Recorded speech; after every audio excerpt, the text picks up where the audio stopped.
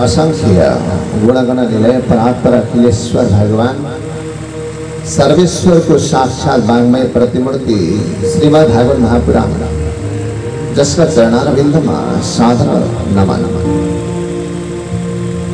सभी का आस्था का केंद्र देवादिदेव महादेव भगवान जलेश्वरनाथ भगवान का चरणारविंद में सदस्य कोटि वंदना। यज्ञ मंडप में आभाई स्थापित पूजी संपूर्ण देवी देवता का चरण नमन नमन। श्रद्धेय व्यासासीन गुरुचरण वरणीय ब्राह्मण देवता गायन को माध्यम द्वारा भगवान का गुणानुवाद हमें पष्ट होने संपूर्ण कलाकार मित्र पुराण आयोजक परिवार श्री अर्जुनधारा जलेश्वर धाम को 39वां वार्षिकोत्सव आयोजना करने होने संपूर्ण आयोजक परिवार कार्यकारी समिति का पदाधिकारी जीवहरू समुपस्थित परम श्रद्धेय ममतामयी माता मातृगण भावमय पिताजी विद्यार्थी बाबू संपूर्ण समुपस्थित महानुभाव अत्यंत ठुलो सौभाग्य को कुरा हो। हामी यो श्री अर्जुनधारा जलेश्वर धाम को प्रांगण में बसेर श्रीमद् भागवत महापुराण को माध्यम द्वारा सत्संग करने हामीले सौभाग्य लाभ गरेका छौं। यो सिद्ध स्थल ऐतिहासिक दृष्टिकोणले धार्मिक दृष्टिकोणले पुरातात्विक दृष्टिकोणले सज्जन को समागम को दृष्टिकोण ले यो ऐतिहासिक पृष्ठभूमि का भोगी को यो हाम्रो आस्था को धरोहर हो जलेश्वर धाम। आज 39औं वर्षसम्म निरन्तर रूपमा हामी सत्संग गर्दै गर्दै आइरहेका छौं। यो धाम को नाम लिइरहँदा र हामी यो शक्तिपीठमा बसिरहँदा परम श्रद्धेय जो इतिहास यहाँ का आमा बुवाहरू सबैजना इतिहास का साक्षी हुनुहुन्छ। खडे बाबा परम श्रद्धेय दुर्गा प्रसाद खरेल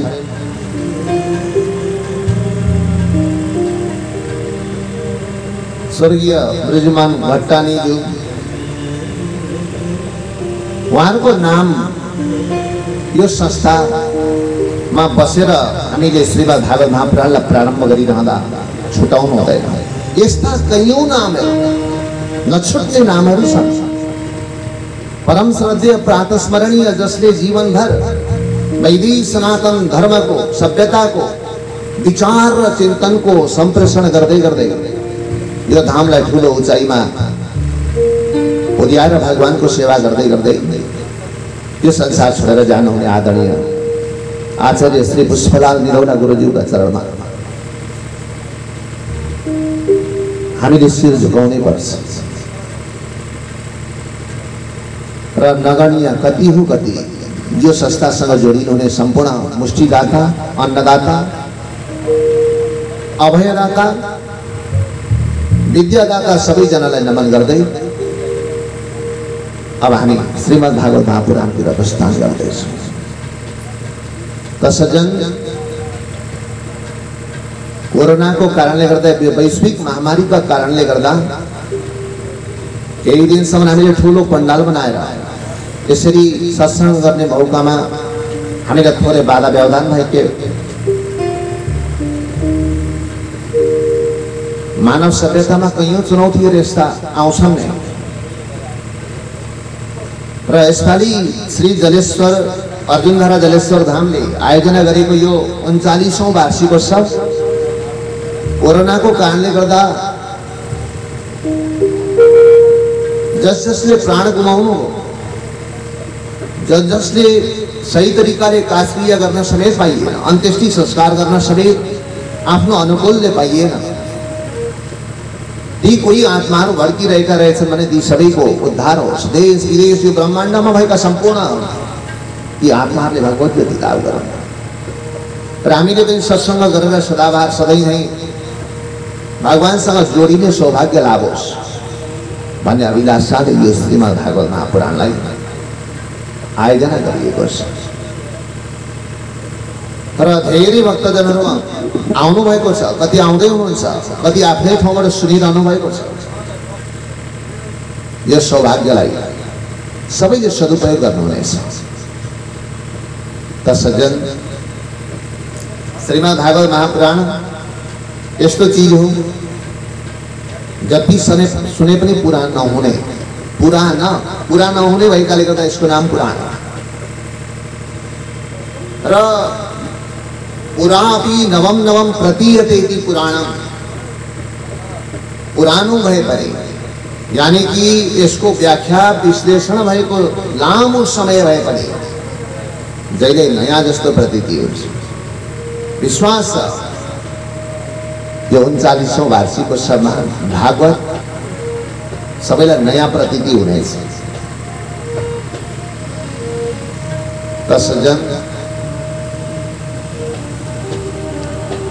श्रीमद् भागवत महापुराणम लेखिएको छ ग्रन्थको प्रारम्भमा। भागवत भनेको के हो भन्ने विषयलाई म थोरै चर्चा गरौँ। भागवत 4 वटा अक्षरहरू छन्। भा भनेको भादितौ, भा भनेको सद्भाव जन्माउने वाला ग्रन्थ। भागवत भनेको सद्भाव जन्माउने वाला ग्रन्थ। भागवत सुन्दाखेरि के प्राप्त हुन्छ भन्दा सद्भाव प्राप्त हुन्छ, सकारात्मक सोच प्राप्त हुन्छ, सद्विचार र सदउत्प्रेरणा लाभ हुन्छ। भागवत सुन्ने व्यक्तिले हृदयबाट मन लगाएर भक्तिका साथ भागवत सुन्ने व्यक्तिले गलत काम गर्न सक्दैन। दुनियाँ वो ईमानदार बन्छ। तो ईमानदार भगवानका चरणमा नतमस्तक भएको ईमानदार व्यक्तिको नाम हो भक्त, तिनको नाम हो सज्जन।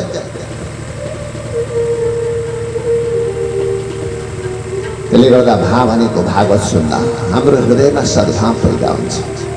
यो सद्भाव प्रदान गर्ने ग्रन्थ हो भागवत सज्जन। जोसँग सद्भाव छ त्यो व्यक्ति जीवनमा सुखी बन्छ।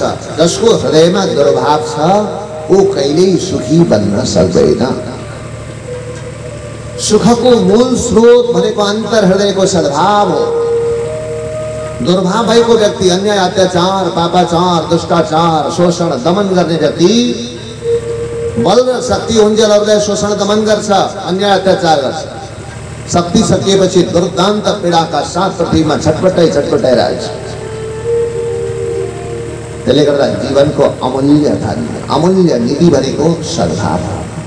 हृदयमा सद्भाव प्राप्त होस्, सकारात्मक सोच प्राप्त होस्। हाम्रो मनस्थिति जस्तै परिस्थिति आए पनि नकारात्मक दिशातिर नजाओस्। यसका लागि सज्जन भागवतले सद्भाव प्रदान गर्छ। पहिलो अक्षर ग भनेको गति, गति भनेको हिँडाइ हो, गन्तव्यतिरको यात्रा हो, जीवन यात्रा। गतिहरू सज्जन, हामी गति बिग्रियो भने अगति भन्छौँ। कहिले कहीँ रिस उठ्दाखेरि धारे हात बनाएर कतिजनाले कस्तो अगति रहेछ भन्छन्। बाटो बिराउने वालाको नाम हो अगति, फटाई गर्ने वालाको नाम हो अगति। कसैको मृत्यु कहीँ झुन्डिएर लडेर मरेर अग्निमा पसेर कहीँ मृत्यु भयो भने हामी के भन्छौँ? अपगति भन्छौँ। गति पाएन अपउपसर्ग लाग्छ। गति मुक्ति नपाएकोलाई अपगति भनिन्छ। वही दुनियामा यही अत्यन्तै दुखी भएर बस्यो भने हामी दुर्गति भन्छौँ। गतिमा दुर उपसर्ग लाग्छ, दुर्गति। कसैको असद्गति, अगति, असद्गति, अपगति, दुर्गति, यस्ता नराम्रा गतिहरूलाई श्रीमद् भागवत महापुराणले सद्गति प्रदान गर्ने गर्छ। त्यही भएर ग भनिएको हो। भा अनि ग भनेको भागवतले यस्ता असद्गतिहरूलाई, अपगतिहरूलाई, दुर्गतिहरूलाई सद्गति प्रदान गर्छ। त्यसले गर्दा यसलाई ग भनेर भाग दोस्रोको अर्थ हो, दोस्रो अक्षरको अर्थ। भाष्यते सर्ववेदेषु गीयते नारदादिभिः। त्यही भएर यसलाई गीयते नारदादिभिः, यो वेदको भाष्य यसलाई नारद जस्ता वितराग महात्माहरू दुनियाँलाई छोड्नेवालाहरूले पनि भागवतलाई छोड्दैनन् सज्जन, किनकि यसले सद्विचार हुन्छ। र यसपछि रह्यो ब भनेको विकास। मान्छेको शरीर वृद्धि हुन्छ, मनस्थिति विकसित हुन्छ, बुद्धि विकसित हुन्छ। सानो बच्चाको बुद्धि ठुलो हुँदा बुद्धि ठुलो हुने होइन, बुद्धि विकसित हुने। 7 दिन भागवत सुन्दाखेरि 3 फुटको व्यक्ति बढेर 7 फुटको हुँदैन, जत्राको तत्रै। भागवत झन् व्रत गरेर बस्यो भने त झन् मोटाउँदैन, स्लिम हुन्छ अहिलेको भाषा। तर भागवत सुन्दा के हुन्छ भन्दा बुद्धिको विकास हुन्छ, समृद्ध बुद्धि प्राप्त गरिन्छ। कुनै संसारिक भयबाट भयभीत हुँदैन, किनकि अभावको भय, तनावको भय, प्रभावको भय, हरेक भय छन् संसारमा। ती कुनै किसिमका भयहरूबाट भयभीत बनिँदैन। त्यसले गर्दाखेरि व भनेको विकास हो, सकारात्मक सोचको विकास हुन्छ, मस्तिष्क विकसित हुन्छ अनि अमित ईश्वर प्रतिको अमित आस्था बढाइदिन्छ भागवतले।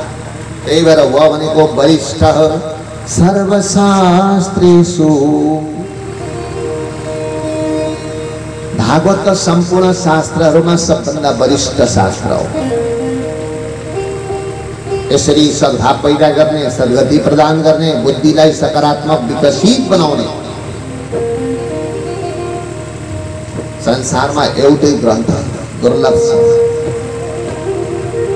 अन्तिममा तरियते भवसागरात्। यो भागवत पढ्नाले, भागवत सुन्नाले, भागवतका विषयमा विचार गर्नाले, भागवतको निधिध्यासन गर्नाले, यसको अनुसन्धान गर्नाले, भागवतको केही क्षण बसेर सुन्नाले भागवतले के गर्छ? संसारबाट मोक्ष तुल्याइदिन्छ, दुःखबाट मुक्त गराइदिन्छ, जीवनबाट व्यक्तिलाई मुक्त बनाइदिन्छ। सानातिना दुःखलाई दुःखै जस्तो लाग्छ। भागवत यसरी सद्धाम, सद्गति अनि बुद्धिलाई सद्विकास र अन्तिममा तारण, मोक्ष दिलाउने ग्रन्थ हो श्रीमद् भागवत महापुराण। यसको नाम यही भएर भागवत भएको। सबैले जयकार लगाउँ श्रीमद् भागवत महापुराणको। सज्जन,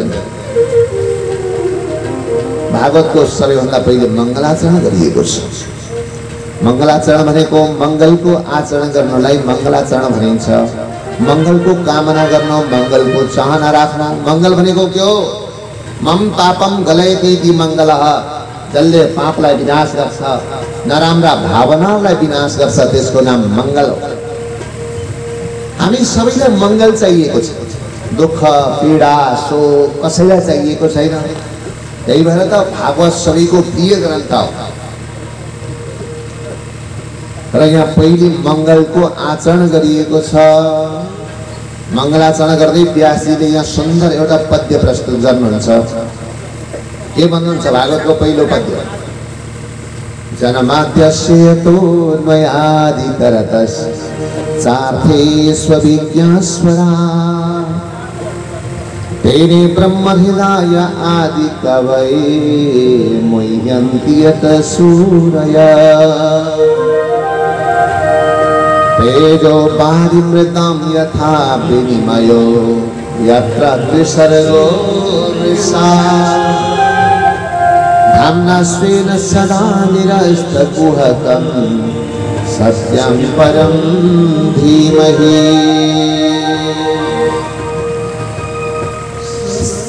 शार्दूल विक्रीडित छन्दमा लेखिएको पद्यबाट श्रीमद् भागवत महापुराणलाई प्रारम्भ गरिएको छ। शार्दूल विक्रीडित छन्द पहिली केबाट सुरु गरिन्छ? जन्माद्यस्य यतः अस्य ब्रह्माण्डस्य यतः यस्मात् जन्मादिर्भवति। जुन ईश्वरले यो ब्रह्माण्ड बनायो, तपाईलाई बनायो, मलाई बनायो, दुनियाँलाई बनायो, त्यो ईश्वर जसले यो संसार बनायो नाम कसैको पनि छैन। राम श्याम घनश्याम शिव दुर्गा कसैको नाम छैन। जुन तत्त्वले यो संसार बनायो यसको नाम ईश्वर हो।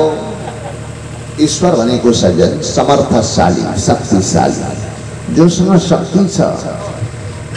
जुन शक्ति कसको शक्ति? यो ब्रह्माण्डलाई संरचना गर्न सक्ने शक्ति, ब्रह्माण्डलाई पालन गर्न सक्ने शक्ति। त्यसले गर्दा जन्मादिर्भवति, जुन शक्तिबाट संसारको सृष्टि स्थिति प्रलय हुन्छ, ब्रह्मा विष्णु महेशको रूपलाई जसले धारण गर्दछ त्यो शक्तिको नाम हो ईश्वर। त्यो कहाँ छ, कहाँ बस्छ त? व्यासी भन्नुहुन्छ बस्ने ठाउँ देखाउनुहुन्छ, ईश्वर बस्ने ठाउँ सबैलाई चाहिएको छ। ईश्वर कहाँ बस्छ? त्यो ईश्वर त त्यहाँ बस्छ अन्वयात् इतरतः। यो सबै संसारमा भएका सम्पूर्ण वस्तु जगत, यो संसारमा भएका हरेक चिजमा त्यो ईश्वर व्यापक छ। सानो एउटा कीट पतङ्गदेखि लिएर इन्द्रादि गरिएका देवतासम्म सबैतिर व्यापक छ। जलमा छ, स्थलमा छ, नभमा छ, जताततै छ। हरि व्यापक सर्वत्र समान, प्रेम त्यही प्रकट होय मैं जाना। हरि सबैतिर व्यापक। त्यही भएर भगवान श्रीकृष्ण यही कुरालाई पुष्टि गर्दै श्रीमद् भागवत गीतामा के भन्नुहुन्छ? ईश्वरः सर्वभूतानां हृदयेऽर्जुन तिष्ठति भ्रामयन् सर्वभूतानि यन्त्रारूढानि मायया।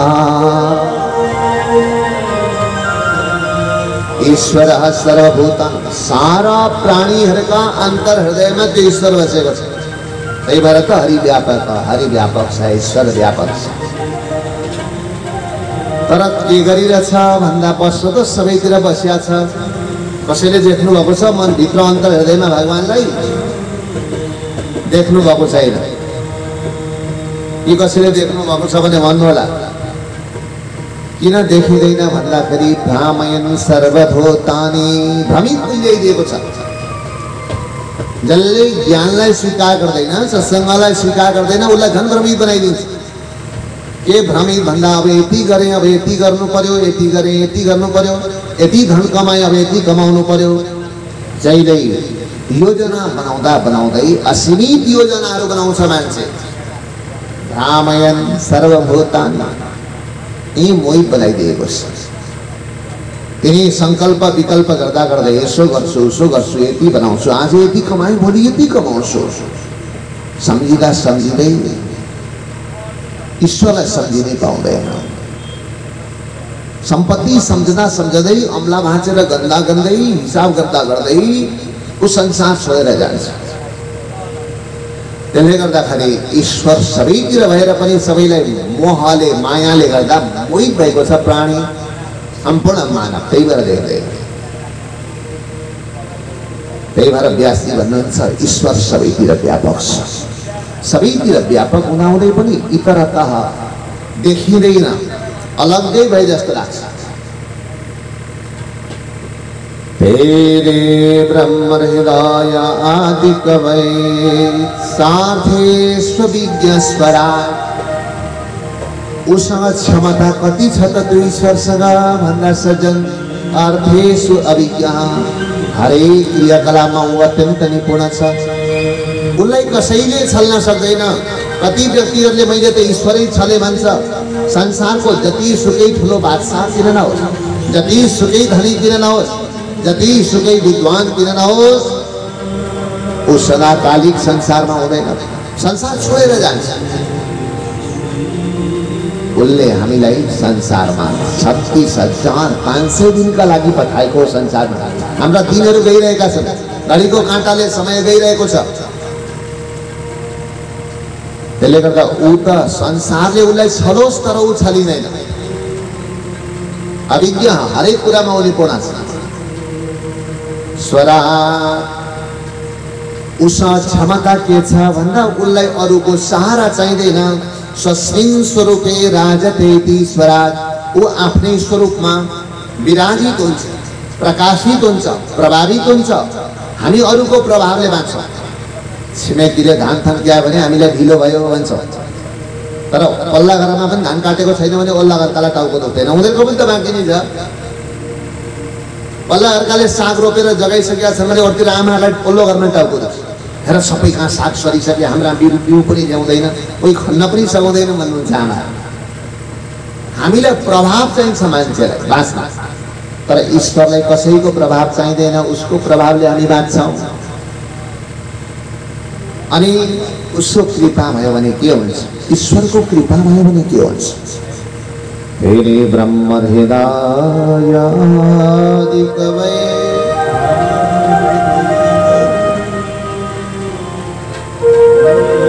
भगवान ब्रह्माजीलाई संसारको सृष्टि गर्न कठिन भइरहेको समयमा केवल संकल्पले वेद विस्तार गरिदिनु हो। वेद भनेको ज्ञान हो। ज्ञान भयो भने व्यक्ति संसारमा सुखी हुन्छ। ब्रह्माजीलाई त्यो ज्ञानको विस्तार संकल्प मात्रले गर्नुभयो। जुन वेद यस्तो प्रोफेसर रहेछ त्यो ईश्वर, उसले त यसो अलिकति आशीर्वाद दियो भने पुग्यो संसारमा। धेरै दिन पढेको विद्यार्थी पनि फेल हुन्छ, तर ईश्वरले कृपा गरेको व्यक्ति कहीँ फेल हुँदैन, कहीँ असफल हुँदैन। त्यसले गर्दा संसारको सफलताको स्रोत भनेको ईश्वर हो। जुन ब्रह्माजीलाई भगवानले वेद विस्तार गर्नुभयो अन्तर हृदयमा, त्यस विषयमा त मोह्यन्ति यत सूर्यः, सम्पूर्ण सूर्यहरू ज्ञानीहरू पनि मोहित हुन्छन्। तेजो वारिमृदाम यथा विनिमयः, संसारमा यसरी मोहित बनाएको छ मान्छेलाई।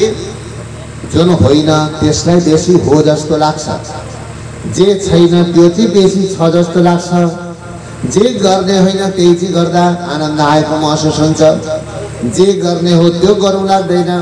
किन भन्दा त्यसले मोहित बनाएको छ। होइनलाई हो बनाएको छ, होलाई होइन बनाएको छ। त्यो भगवानकी मायाको करामत हो। यो व्यवहार 80, 90 वर्ष, 95 वर्ष, 100 वर्ष, 99 वर्ष पुग्दा पनि म मर्छु भन्ने चाहिँ लाग्दैन। तर ओल्ला घर पल्ला घर अलिक तल माथि कोही मरेको देख्दा मरिने रहेछ है भन्ने एकछिन लाग्छ, एकछिन बिर्सिहाल्छ। मृत्यु सत्य छ तर असत्य जस्तो लाग्छ। कसैलाई पनि म मर्छु होला, कसैले भन्यो मरेका दिनको उदाहरण दियो भने, तपाईँ मरेको दिन भन्यो भने त्यो सबभन्दा रिसउठ्दो मान्छे हुन्छ। मरेको कुरा गर्छ हो यार, मेरो मरेको मलाई पो मरेको दिन भन्यो। त्यसले गर्दा सज्जन, जुन होइन त्यसलाई हो बनाएको छ, होला होइन बनाएको छ ईश्वरले। तर ईश्वर भनेको के हो भन्दाखेरि सत्य जुन चीज हो त्यसको नाम ईश्वर हो। सत्यम परम धीमहि। वेद व्यासजी भन्नुहुन्छ म त केवल सत्यको ध्यान गर्छु। जुन सत्य हो, जुन संसारमा शाश्वत रहिरहन्छ, आज पनि छ, हिजो पनि थियो, हजारौं वर्ष अगाडि पनि थियो, हजारौं वर्ष पछाडि पनि रहिरहनेछ, त्यसको नाम सत्य हो। पश्चिमका दार्शनिक प्लेटोले के भने सज्जन, युनिभर्सल ट्रुथ भनेर त्यही सत्यलाई पुकारे। युनिभर्सल ट्रुथ, शाश्वत सत्य, सदैव एक नाशमा रहनेवाला, त्यो मर्दैन। जो मर्दैन त्यो जन्मदैन, जुन मर्दैन त्यो बढ्दैन, जुन मर्दैन त्यो बिना त्यो विकृति भावमा जाँदैन, परिवर्तन हुँदैन। हामी जन्म्यौं, हुर्क्यौं, बढ्यौं, ठुलो भयौं, पुष्ट भयौं, अन्तिममा शरीर लुलो रोगी हुँदै गयो, चाउरी पर्दै गयो। शरीरको सम्पूर्ण मासु यही थियो, यही सुक्यो, अन्तिममा प्राण छोड्यो। परिवर्तन विनाशशील जे चिज हुन्थ्यो परिवर्तन हुन्छ। विनाश नहुने चिज सदाबहार रहन्छ। आजभन्दा हजारौं वर्ष अगाडि सूर्य यस्तै थिए, अहिले पनि यस्तै छन्, हजारौं वर्ष पछाडि यस्तै। यद्यपि सूर्य चन्द्रको समेत आयु व्याख्या गरिएको छ, तर भगवानकै अंश भएकाले गर्दा यिनीहरूको विनाश देखिरहेको। त्यसैले गर्दा श्रीमद् भागवत महापुराणमा शाश्वत सत्य, युनिभर्सल ट्रुथ, जुन शाश्वत सत्य हो त्यो सत्य वस्तु, त्रिकाल सत्य वस्तुको चिन्तन गरिएको छ। भक्तवत्सल भगवान